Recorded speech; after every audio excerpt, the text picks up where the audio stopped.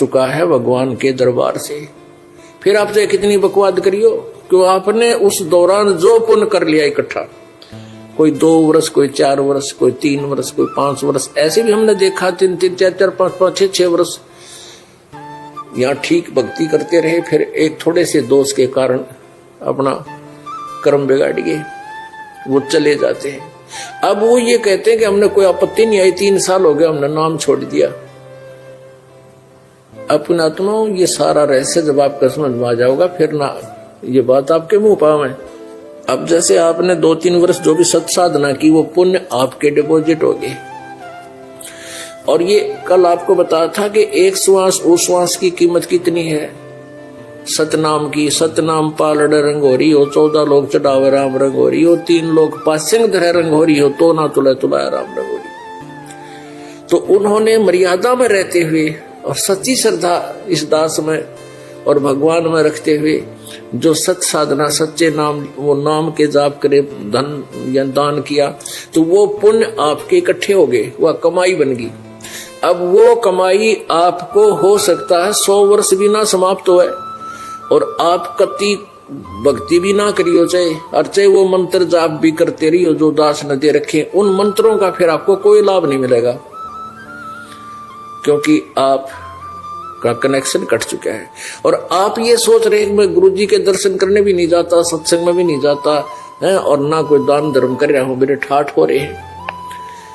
वो तो पिछला स्टॉक है आपका, और जिस दिन वो स्टॉक खत्म होगा फिर दिखाओगे तेरी दुर्गति हुई। ऐसे देखे हमने जो 4-4 वर्ष नाम छोड़ गए थे, 4 वर्ष बाद आए और उनकी वह दुर्गति हो रही, फिर दोबारा नाम लिया, और 2-3 वर्ष तक उन पर कोई आपत्ति नहीं आई। तो पुण्यात्मा सारे पॉइंटों को समझ गए, इन सब केंद्र बिंदुओं पर आपने बार बार विचार करते रहना होगा। इसलिए सत्संग में बुलाया जाता है, आपको ये याद दिलाई जाती है। तो जब आप यहां से शरीर छोड़ोगे तो आपको एक आवाज आवेगी आपके जाने पहचाने चेहरे की, और वो कहेगा कि गुरुजी आगे। आप एकदम शरीर में से निकलकर बाहर आओगे। कहाँ है गुरुजी? को रहे आपको इस दास के रूप में परमेश्वर खड़े दिखाई देंगे, और फिर जैसे सोपन होता है ऐसा बन जाता है। कहाँ जा रहे हो? कि सत्संग है, गुरुजी जा रहे हैं, आजा चलना है। कि हाँ चलेंगे भाई। और बैठ के गाड़ी में और सतलोक को रवाना। सतलोक में जाकर देखेंगे वहां तो कई दिन पाछे याद आओगे हम मर गए, कई दिन पाछे याद दिवाओगे कि देख वहां था तू गंध में, अब यहाँ कहाँ आ गए? सतलोक में आ गए पापा।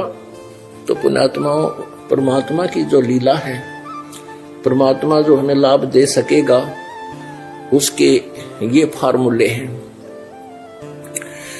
अब जैसे यहाँ हम देखते हैं कई से हमें पेट भर उनको उठा के लाना पड़ेगा, आज दर्शन हो है गुरुजी, और वो पाछे तो आओगे आंख मसलते, क्यों अंधे खा के दड़ी पक्का सो जाए, उन्हें भगवान से के लेना देना। तो ये ऐसे व्यक्ति फिर यहीं रह जाएंगे, बेशक वो भगत दिखाई दे, जहाँ नाम भी ले रहे हैं और जाते हैं सत्संग में टाइम पास करने, ऐसा कोई लाभ नहीं। तो क्या बताते हैं? आए हैं सो जावेंगे राजा रंक फकीरे, एक सिंहासन चढ़ चले एक बंधे जात जंजीरे। अब मृत्यु तो मारी भी होगी पर हम फिर ना मरे, और जो भक्ति नहीं करते वो असंख्यों बार मरेंगे, और पता नहीं के जुल्म उनके ऊपर सितम होगा। कि बताते हैं क्या होगा। ये दम टूटे पिंडा फूटे लेखा दरगाह माही, उस दरगाह में मार पड़ेगी यम पकड़ेंगे बाही। वह दिन की मोह डरनी लागे लजार अकनाही, नर नारायण देहे पाक तू फेर 84 जाही। नर नारायण, अब ये जो शरीर है, कहते हैं परमात्मा ने आपको अपने जैसा रूप दिया, और ये नर नारायण देही पाके परमात्मा जैसा ये शरीर प्राप्त करके तू फिर 84 लाख योनियों में जा रहा है। धिक्कार है तेरे जीवन को। जा सतगुरु की मैं बलिहारी, जो जा मन मरण मिटाही। अब यहां पर एक विशेष पॉइंट दिया है कि अभी आप भक्ति भी करते हो और कई कहते हैं हमने गुरु भी बना रखे हैं। अब कहते हैं जा सतगुरु पे मैं बलिहारी, जो जन्म मरण के रोग की औषधि रखता हो, जिसके पास जन्म मरण की समस्या समाधान हो। जा सतगुरु की मैं बलिहारी, जो जा मन मरण मिटाही। और फिर क्या बताते हैं, जब तेरी मृत्यु हो जाएगी उसके बाद क्या होगा। कुल परिवार तेरा सकल कबीला, मसलत एक ठराही। यानी कुल के लोग जंगल में ले जाके तो दिन न ठोक जराए। कुल परिवार तेरा सकल कबीला, मसलत एक ठराही। बांध पिंजड़ी आगे धर लिया, मरहट को ले जाही। अग्नि लगा दिया जब लंबा, फूक दिया उस ठाही। अब कुल के लोग सारे इकट्ठे हो गए, परिवार के आसपास के अपने लोग, कुल के सभी व्यक्ति, और मरते ही कहते उठाओ उठाओ चलो। और मरघट पे ले जाकर के शमशान घाट में फूक दिया। अब शरीर समाप्त कर दिया अपने हाथों, और जीवात्मा चली गई अपने कर्म आधार पर जहां भी उसने जाना है। अब पीछे फिर क्या ड्रामाबाजी शुरू होती है। अब कहते हैं पुराण उठा फिर पंडित आए,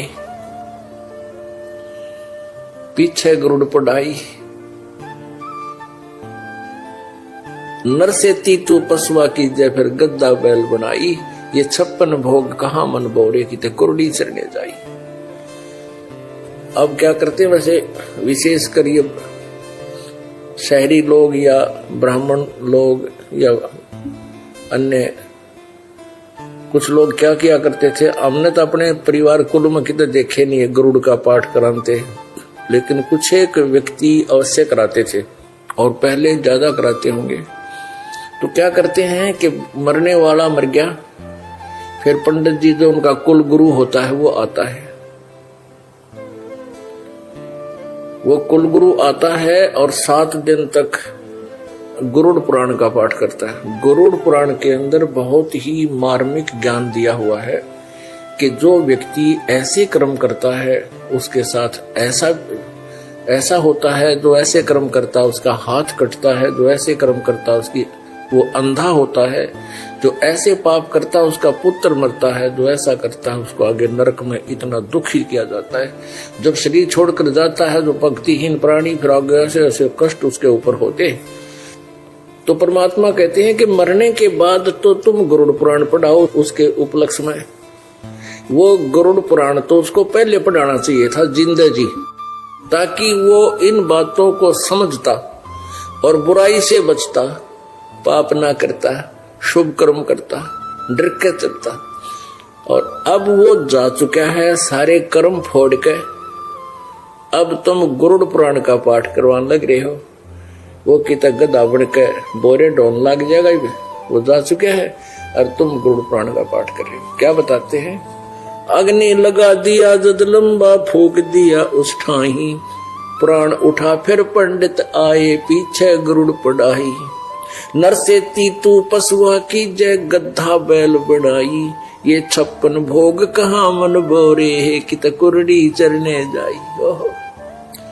पुणात्माओं, वही बात है कि आप जी इतना ज्ञान सुनते हो और कुछ ही देर के बाद फिर वैसा ही हो जाता है स्वभाव। ये आपका दोष नहीं, यहाँ की व्यवस्था ये काल की हुई है। जैसे कितना ही गहरा पानी हो और स्वच्छ जल हो, उस पर भी काई आ जाती है, उसको हिलाते हैं तो स्वच्छ जल प्राप्त रहता है, हिलाना बंद करते ही वो फिर उसको ढक लेती है। ऐसे ही अब ये सत्संग के माध्यम